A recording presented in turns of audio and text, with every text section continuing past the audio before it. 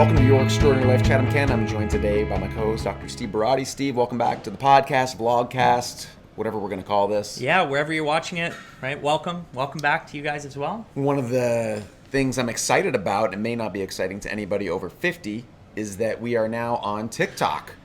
TikTok, I know. Right. I really am catching up with the times. I'm not as outdated as maybe my kids like to think that I am. Yep.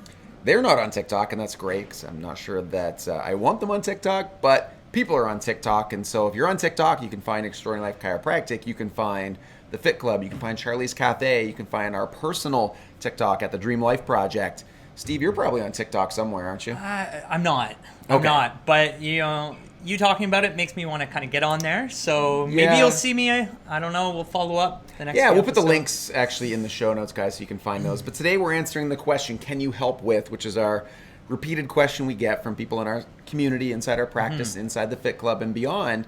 And we're going to focus today on sleep. Can you help with sleep? So as we go through today's conversation, if you have questions, you can post them below wherever you see this. You can also reach out to speak with a spinal health professional, to speak with one of our fitness experts. And I'll put the links there below. And of course, as I said, on social media, YouTube, Instagram, TikTok, Facebook, all the different places you can find us now. Everywhere. Basically. Everywhere. You got it. Now, let's answer the question, sleep. Talk a bit about sleep. I think that's one thing people obviously recognize it's a requirement for your body. Absolutely. But there's more to it than just closing your eyes. Now, before you get into it, yes, the body should fall asleep. You should wake up. There's a rhythm to it, and there's ways you can maximize your body's ability to do it. But if you're struggling with sleep, you can't fall asleep, you can't stay asleep, you're not rested, there's some specific components of the Life by Design blueprint that we'll dig into today and give you some action steps and some answers. Absolutely. And when we think about sleep, one of the first things that we talk about, especially with a lot of our patients, is coming back to this idea of requirements. Right? What are the requirements for your body? What's going to help your body, really be optimal, in terms of the sleep, your recovery, your nutrition? What is optimal? What's going to lead us to, getting the best possible sleep? Right. Right. Well, I think the repeated statement we're making over and over again on the podcast, vlogcast, is that the natural default state of the body is health. And so if you're thinking about, well, I'm struggling with sleep, there's clearly a problem there. No different than if you're struggling with, say, weight loss or developing muscle or feeling energized, recovering, having a strong immune system. That's just the normal. The body should be experiencing those. So if you're somebody who says, well, but I haven't been able to sleep well for years, it's not a big problem, that is a problem. Yeah, absolutely. And it's funny, a lot of the things that you brought up there, such as, a lack of immune function, low energy, low creativity, like a lot of these things can also be collateral damage to a core problem of sleep not being addressed. And that's why it's so vitally important. And well, if you've ever had a time where, you didn't sleep well, or you repeatedly didn't sleep or stayed up, or, whatever the circumstance was, your ability to function the next day and the days after that are just completely debilitated. Absolutely. And so I think a great place to start is kind of reverse engineering. What are these requirements that we talk about? What are the things that we need to address? I think an easy kind of place to start is nutrition. Sure. Right? It's something we're doing day in, day out, right? You're putting food into your body. We need it to survive. But what are the optimal kind of foods we want to focus on? What are maybe some things we want to avoid? Or maybe some supplements we want to focus on taking? Yeah, I mean, we'll go back to the blueprint. The basics are eating a real food diet with a focus on protein first as the primary, thing to pay attention to, because it's the one that people miss. Most people are very protein deficient. Yeah. And then fill in the gaps from there with other real foods. We'll get deeper into nutrition again on future podcasts, but for the sake of today, let's focus on some of the specifics with sleep. Magnesium and mineral deficiencies is an area that could be deficient. Sodium is another big one. Absolutely. So we'll talk about the action steps, making sure that your vitamin D sufficient. Now, ultimately, you're eating real food, you're getting out in the sun, you're living a by design life, if you will. And I don't want people to think that they need to have a wall full of supplements or a big cupboard full of supplements. It's more than that. It's just doing the things your body requires and then letting it do its thing. So yes, while nutrition is important, a couple specifics. So What do I do at night? I know that for us and our family, I add my magnesium at night. I'll add a little bit of salt. And salt is probably another podcast as well, Steve. But sodium, making sure that people aren't deficient in electrolytes. And especially if you're eating more by design, which naturally leads to less sodium intake because you're eating less processed foods, you're going to do well with adding some sodium. So I'll add a half a teaspoon of Himalayan sea salt in the morning. I'll add that at night. I'll mix that in with my magnesium. Those are really valuable ones. People might think about caffeine, try and minimize that into earlier times of the day, especially if you happen to be a slower metabolizer of caffeine. So there is a genetic component to caffeine metabolism. And I mean, if you have a coffee in the afternoon and you're jacked and you can't sleep, then you're probably a slow metabolizer of caffeine. I don't know about you. What's your... Absolutely. I'm more, I've kind of experimented with having espresso later in the day.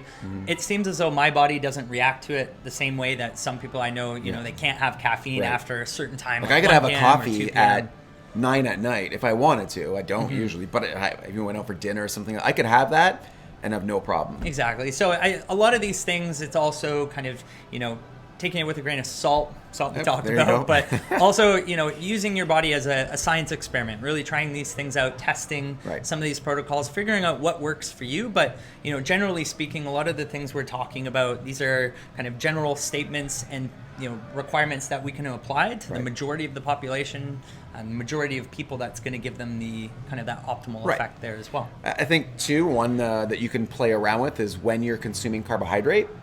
I know that carbohydrate consumption tends to lead to, I believe, better melatonin release. And so there's an effect of having your carbohydrates later in the day. So that's something that you can toy around with. And I've played around with that. We don't eat a lot of carbohydrates. Not that we're anti-carbohydrate, but we will, if I'm having a fruit for dessert, something like that, I'll try and have that at the end of the day, whereas my earlier meals in the day are more protein and fat. Absolutely. And then moving my carbohydrates to the end.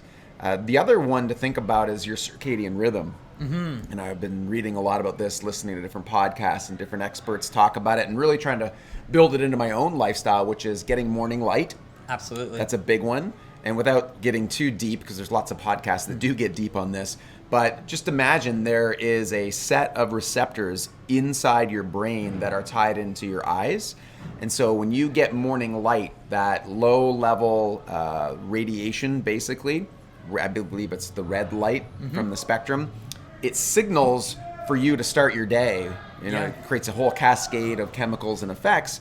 And it's a powerful set. So if you have a hard time falling asleep and getting asleep, then you should look at, when are you getting the first light? So getting morning light and without. So these actually have blockers on them if you're watching on the video. And the next set I get, I'm not going to put them on. I know as I studied this, for the last couple of years, I think everybody thought, oh, you need blue blockers and that's, computer screens are bad for you. But really, you need that light.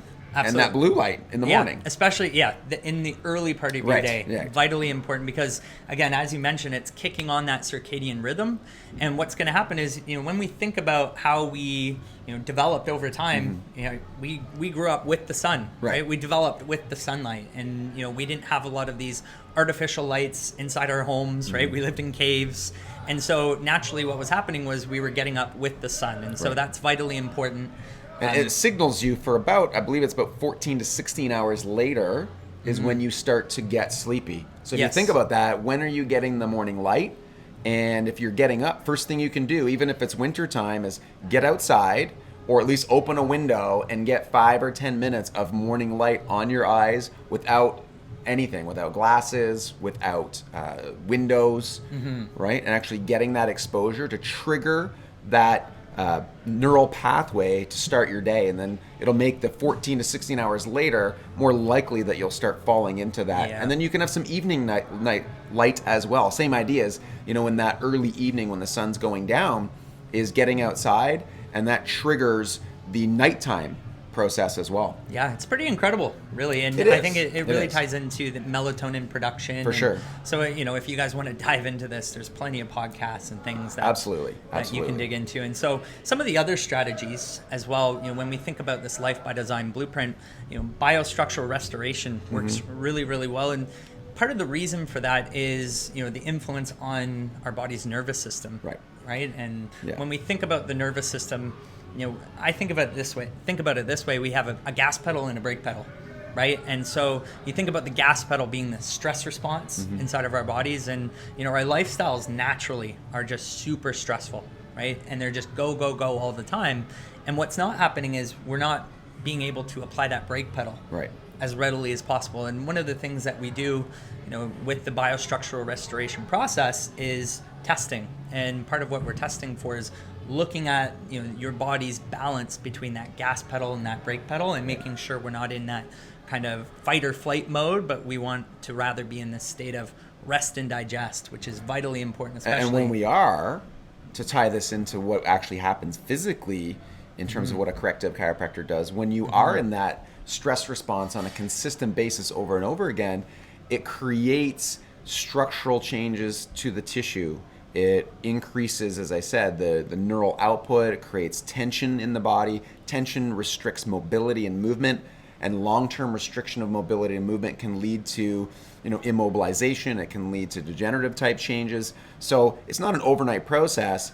And at the same time, biostructural restoration is designed to reduce that stress response in the body, to allow the brake to be placed, and for the body to go through its resetting process. So, I would say, Steve, you look across the board at the success stories that we've had, probably 20% of them tick off sleep as one of the improved outcomes. I'd say at least 20%. And that's one of the reasons why. And a lot of times people have done everything else, exercise, which we'll talk about next. I've been changed my diet, I avoid caffeine.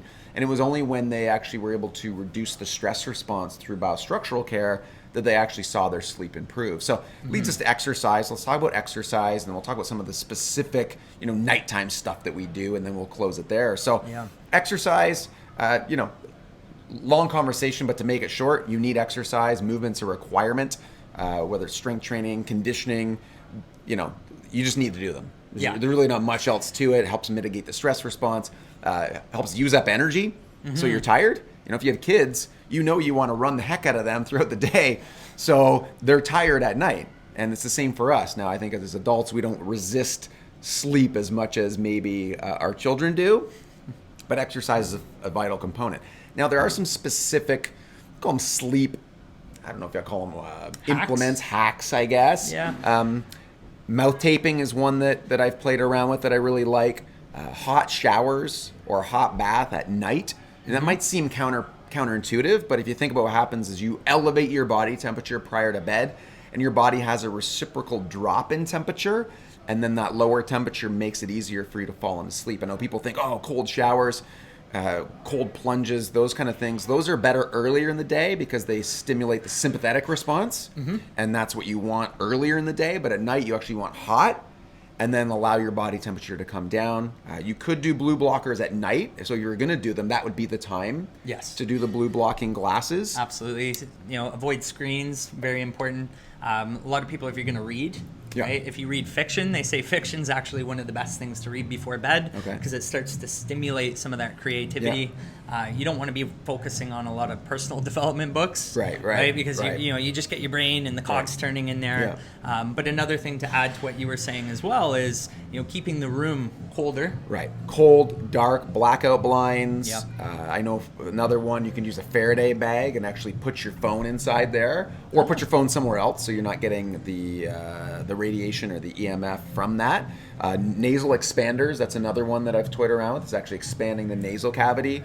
There's a whole other field, which maybe is a great podcast, on jaw position in general, but also when you sleep. And so with the kids right now, we're looking at getting these jaw implements that position their jaw. A large part of facial development relies on jaw position. It's actually, I've heard this. There's a whole book, I want to say it's called Jaws. And it was written by, I believe it was a Stanford researcher, and it's about this whole process that when the jaw and the teeth position is imbalanced, it leads to malformation of the face, either in a gross way, meaning like a large way where you can see it, or in more of a minute way where you don't notice it as much, but can have really effects on the nasal cavity, on the size of, the breathing centers, and obviously that would affect oxygenation, would affect brain. It's a really cool thing to look into, and that's Jaws. But, again, you could have a mouth guard, a nasal expander. I know probably a real beaut at night. Yeah. Yeah, I'm just picturing it. When you're going to sleep, blackout. Scotty, actually, she's 5. She puts the blackout, covering on her eyes because Andy likes the lights on. So they sleep together. So she'll put a sleep mask on. So lots of things you can do to improve your sleep. Here's what I would say: start with the basics. So always go back to the Life by Design blueprint and make sure that the fundamentals are in place. And then you can start to put in the grains of sand. So rocks first, sand next. Don't spend all your time worrying about supplementation when you're not exercising, when you're not getting early morning light, when your biostructural system is stressed. When you're eating, processed junk food. Exactly. Right? So lots of things to start with, but go through that checklist that we talked about. Probably want to listen to this podcast again, maybe even a couple times, and make a list and write those out, and then you can just pick the top ones and then start working through it. Okay? So the other thing you can do, guys, you can send us topics. The Can You Help is generated mostly from our practices and patients asking us questions. Yep. But if you have questions, you can always submit them to the podcast. Wherever you see this, you can post below. You can send direct messages to us, and we'll do our best to bring them on the podcast and talk about them. Yeah, that'd be fun. Awesome. Guys, thanks for joining the drive to make Chatham-Kent the healthiest community in Canada.